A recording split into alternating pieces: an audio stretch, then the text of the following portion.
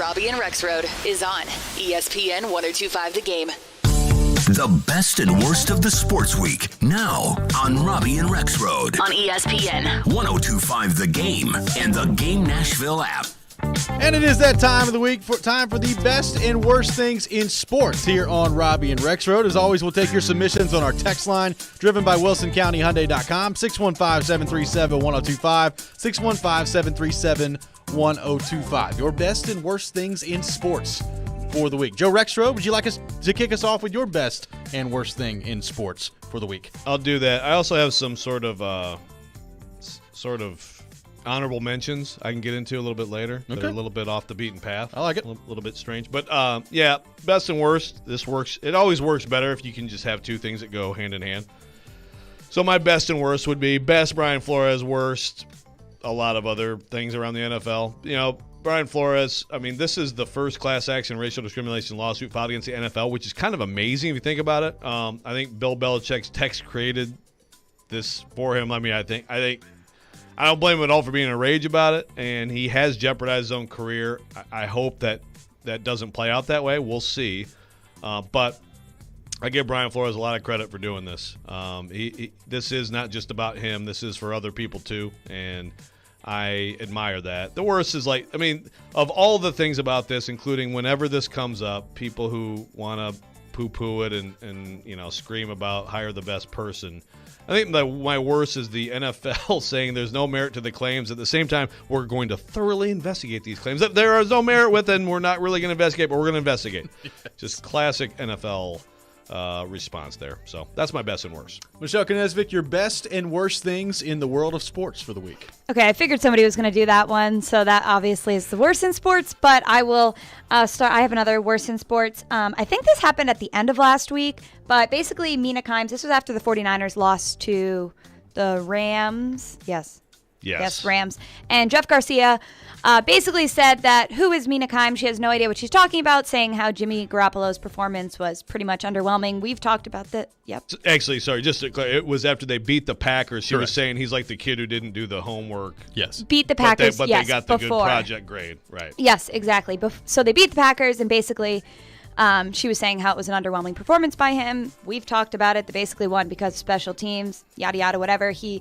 basically just went in to rip on her and saying she's never played football, all of this. There are plenty of analysts who have never played the game. There's actually only a very small few people who have actually played in the NFL. And some of them are idiots that have played the game. But That's continue. true, too. Mina Kimes is very intelligent. She went to Yale, very analytical. If you listen to her, you watch the game, you know she knows what she's talking about. And then best in sports, kind of on the same thing.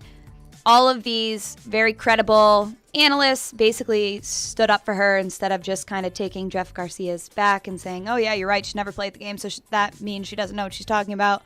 Also, a lot of coaches have not played, so and they know what they're talking about. So basically just a rant on that. And then another best in sports is SEC basketball. It's just my favorite time of the year. Love watching basketball, and Kentucky's good, so there we go. There's the ride. There you go. Yeah, it's weird how, a whole bunch of people ripped Jimmy G, but somehow he picked Mina Kimes is the one he has a problem with. What is that? What is it about Mina that gives him a problem? I don't know. Hard to understand. Yeah, Jeff Garcia's been ratioed pretty hard here. I forgot he existed until this happened. So he was a good fantasy quarterback for me in 2001, but does make up for this, Jeff. I don't think so. All right, I'm going to start with my worst thing in sports for the week. This happened yesterday, and it was borderline unbelievable to watch this take place and to transpire. The Blackhawks had a town hall meeting yesterday, and, it's one of those things where they're trying to repair their image. We know what's going on with the Kyle Beach situation and the sexual assault that took place back in 2010 with the Chicago Blackhawks. So Rocky Wirtz, their owner, is taking part in this town hall meeting, and Mark Lazarus, who has covered Chicago sports and specifically the Blackhawks for a long time, he shows up to the town hall meeting and asks Rocky Wirtz, really, quite honestly, a very simple question about, the sexual assault allegations and basically what the organization is doing to try and prevent these things from happening in the future. And the response from Rocky Wirtz was borderline unbelievable. Here's what he had to say yesterday at the Chicago Blackhawks town hall meeting. Also, and I think much of what happened to Kyle Beach stemmed from a power imbalance between a coach and a player and the powerlessness of a player in that situation. So what are the Blackhawks doing? What have the Blackhawks done? What will the Blackhawks do to empower a player in a similar situation to make sure that doesn't happen again? I'm going to answer the question at the end. I think the report speaks for itself. The people that were involved are no longer here. We're not looking back at 2010. We're looking forward. And we're not going to talk about 2010. I know, and I'm not either. And we're not going to talk about what happened. We're moving forward. That is my answer. Now, what's your next question? I can pick up to what we are doing today. And I think No, I don't know. That's none of your business. That's none of your business. What we're going to do today is our business. I don't think it's any of your business. How is it not my business? Because I don't think it's any of your business. You don't work for the company. If someone in the company asks that question, we'll answer it. And I think you should get on to the next subject. We're not going to talk about Kyle Beach. We're not going to talk about anything that happened. Now, we're moving on. What more do I have to say? You want to keep asking the same question? Do you hear the same answer? Okay, ask the next question. Okay. So that was Rocky Wirtz, the owner of the Chicago Blackhawks, yesterday. It got worse, too. Oh, it got worse. I mean, he kind of doubled down a little bit later, and it was obviously that's generated a ton of reaction. Again, it's a pretty simple question from Lazarus there as to, and the other person you heard outside of Wirtz and Lazarus there was actually Wirtz's son, who was prepared to kind of like answer the question that was asked, trying to like, I guess, de-escalate the situation. And then Rocky Wirtz made it 1,000 times worse as he kept going on. I could not believe that response yesterday. You sent out a memo to your fans in October talking about how hard you're going to work to try and repair your image and not ever let something like this happen again. And you get kind of really a simple question from Lazarus about depth.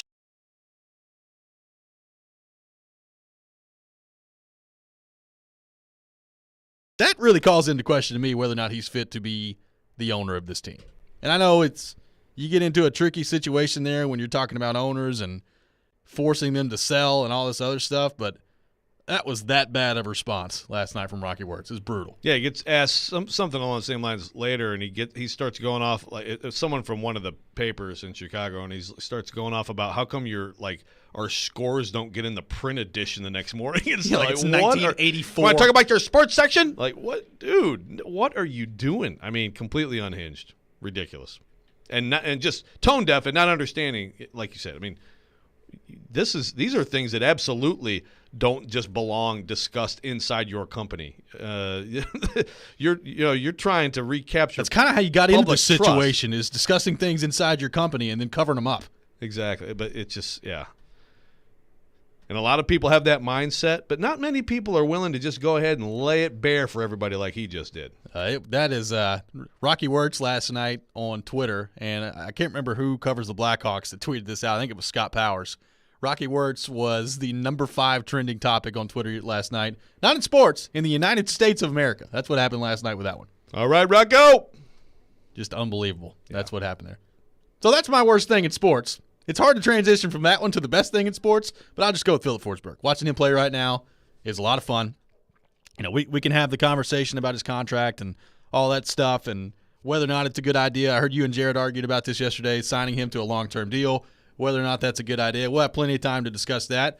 I guess my advice right now would be just enjoy watching Philip Forsberg play hockey as long as he's playing like this because it's fun to watch on a nightly basis. 24 goals, 33 games. Yeah, that's no doubt.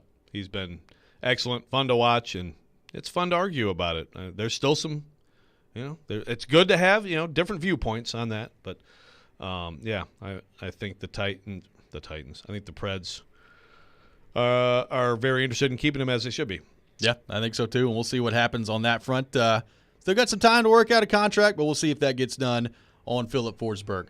Mike from Nashville texting in says, the worst in sports is a toss-up between Mahomes' girlfriend and Stillman. The best are the Preds. By the way, it's Mahomes' wife. And they are married, and they do have a child.